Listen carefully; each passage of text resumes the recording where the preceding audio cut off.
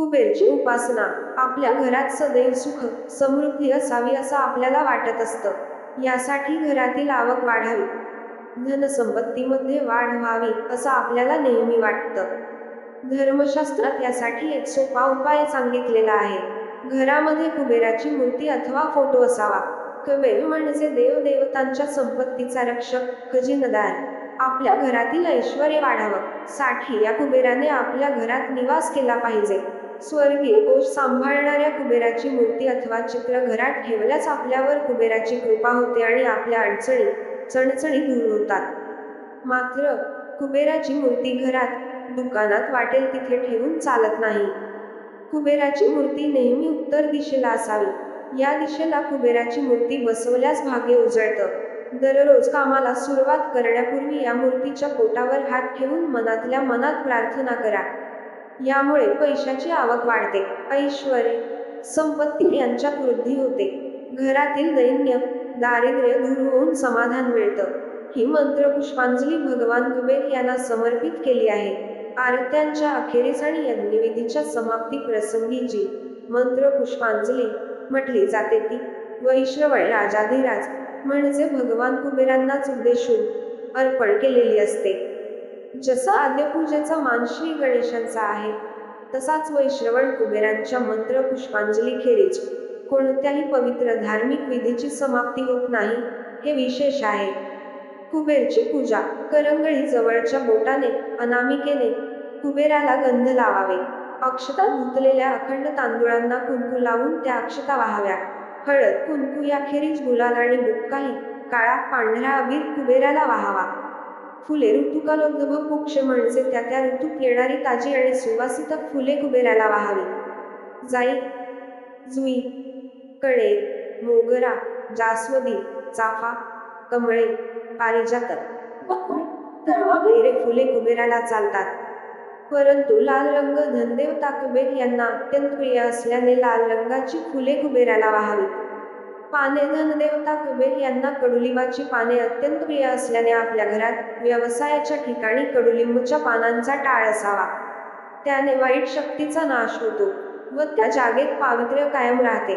दररोज धनदेवता कुबेरांच्या पोटाला कडुलिंबाची पाने लावून प्रार्थना करावी. असे केल्यास धनदेवता कुबेर प्रसन्न होतात. धूप. कुबेराला उदबत्ती ओवाळून तिचा धूप कुबेरावर दरवळेल अशी ठेवावी. सुगंध दरवळावा. दीप निरांजन ओवाळून ते कुबेराच्या उजव्या बाजूस ठेवावे. नैवेद्य. रोजच्या पूजेत कुबेरांना पंचामृतचा नैवेद्य दाखवितात. दूध, पेढे, फळे आणि पक्वाने नैवेद्यात चालतात. तांबूळ म्हणजे विड्यांची पाने आणि त्यावर सुपारी, खारीक, खोबरे, बदाम इत्यादी ठेवावे. चे देठ कुबेराकडे करावेत. विड्यावर यथाशक्ती दक्षिणा ठेवावी. नमस्कार. दोन्ही हात जोडून कुबेराला नमस्कार करावा. साष्टांग नमस्कार घालावा. आरती. कुबेराला आरती ओवाळताना कुबेरावर प्रकाश पडेल अशी ओवाळावी. प्रदक्षिणा. कुबेराला प्रदक्षिणा घालावी अथवा स्वतः भोवती प्रदक्षिणा घालावी. कुबेराला 9 प्रदक्षिणा घालण्याची प्रथा आहे. प्रार्थना. कुबेराला नमस्कार करून त्याची प्रार्थना आणि सर्व पूजा एकचित्ताने शांतपणे मनपूर्वक करावी. कुबेराजवळ व्यावहारिक गोष्टी मागू नयेत किंवा त्याला सांकडे घालू अन्ये फक्त त्याची कृपा मागावी. कुबेराच्या कृपेनेच सर्व गोष्टी यशस्वी होतात. आरती झाल्यानंतर मंत्र पुष्पांजली म्हणण्याची पद्धत आहे. प्रस्तावना. प्रस्तुत मंत्र पुष्पांजली ही वेदोक्त, वेदांमधील आहे. वेदोक्त मंत्रांना स्वर असतात. त्यामुळे हे मंत्र या क्षेत्रातील जाणकार व्यक्तीकडून नीट शिकून, त्याचा चांगला सराव करून मगच म्हणावेत.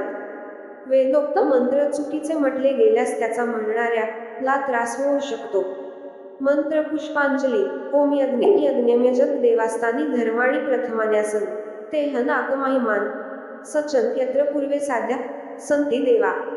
ओम राजाधिराजाय प्रसयसाहिने नमो वयं वैश्रवणाय कुरुमहे स मे कामान कामकामाय मयं कामेश्वरो वैश्रवणो ददातु.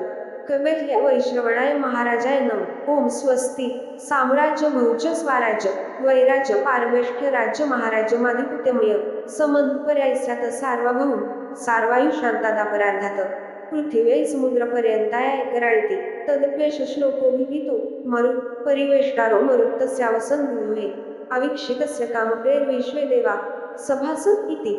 अर्थ.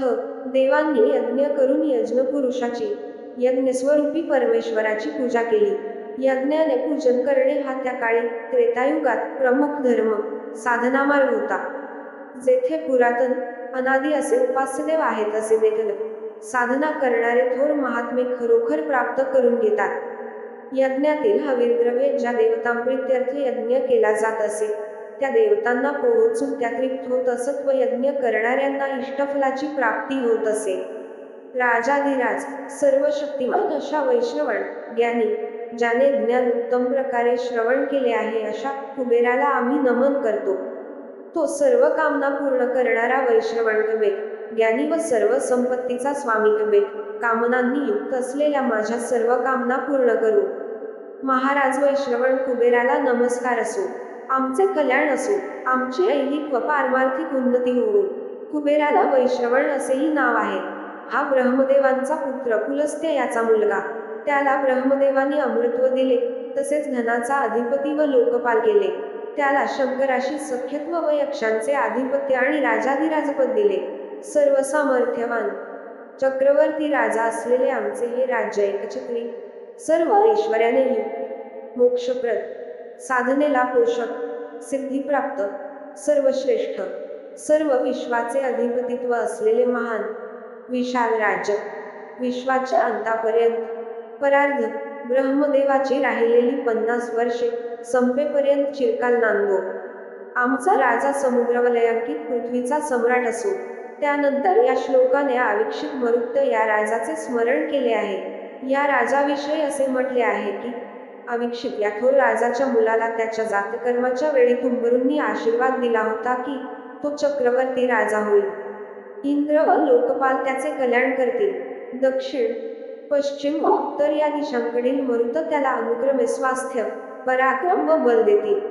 पुरोहिताने मरुततव असा उल्लेख केल्याने व आविक्षिताचा मुलगा म्हणून तो आविक्षित मरुत या नावाने प्रसिद्ध झाला. हा इंद्राच्या बरोबरीचा व अतिशय वीर्यवान होता. समुद्रवलयांकित पृथ्वी त्याच्यावर अनुरक्त होती. महाराजा आविक्षित मरुताने काम क्रोध व लोभ जिंकून धर्माने साऱ्या पृथ्वीचे पालन केले. याच्यासारखा राजा झाला नाही व पुढे होणार नाही.